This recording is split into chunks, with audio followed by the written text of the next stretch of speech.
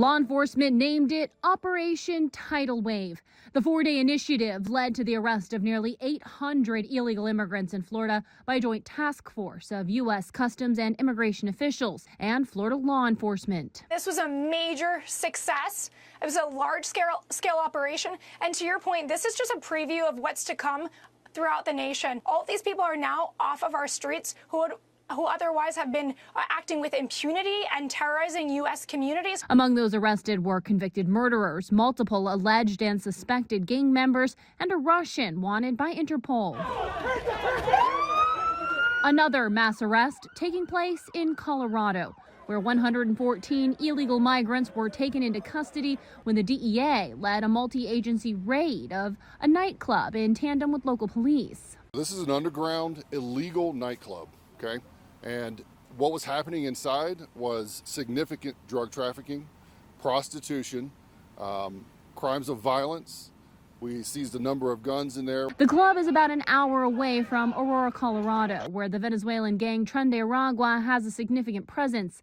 Meanwhile, the court's starting to push back against Trump's method of booting illegal immigrants out of the country. A federal judge in El Paso ordered the release of 2 Venezuelan nationals held by immigration authorities. The judge ruling the federal government failed to provide enough evidence for them to be classified as alien enemies. The Trump administration has been using the Alien Enemies Act as justification for deportations. The Supreme Court already ruled the government needs to give individuals deemed alien enemies a chance to fight deportation in court. The El Paso judge said the federal government must give detainees 21 days to contest their status. As Donald Trump approaches the 100-day mark of his second administration, a Fox News poll shows his highest approval has to do with the border. 55% of voters approve of how he's handling border security. I'm Kaylee Gaskins reporting.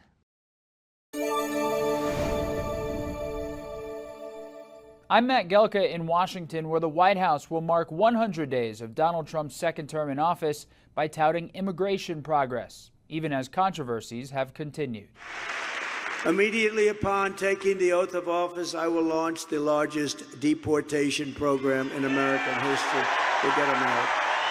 The White House hopes to highlight an illegal immigration crackdown as one of the defining policies of President Donald Trump's first 100 days of his second term. One of President Trump's central campaign promises was to secure the border and end this invasion. The president has overwhelmingly delivered on that promise. Dozens of immigrant mugshots with various crimes listed now dot the White House lawn. But the immigration crackdown has also been notable for controversy. Most recently, 3 U.S. citizen children from 2 families were removed from the country and sent to Honduras. White House border czar Tom Homan insisted they went with their mothers who were being deported. What we did is remove children with their mothers who requested the children depart with them. This was a parental decision, parenting 101. The mothers made that choice. Over the weekend, hundreds of arrests of alleged illegal immigrants were made in Florida and Colorado. The DEA busted an underground nightclub in Colorado Springs that yielded more than 100 arrests. What was happening inside was significant drug trafficking, prostitution, crimes of violence. Immigration routinely polls as the president's strongest issue, but a flurry of polls in the last week show Americans generally split on his handling of it heading into his 100th day. There are reportedly other instances where U.S. citizen children were deported without any due process. Due process is a hallmark of what our country is all about. Heading into the 100-day milestone, the White House also unveiled a pair of executive orders to support the immigration crackdown. One empowering law enforcement and another compiling a list of sanctuary cities that are not cooperating with federal immigration law. Reporting in Washington, I'm Matt Gelka.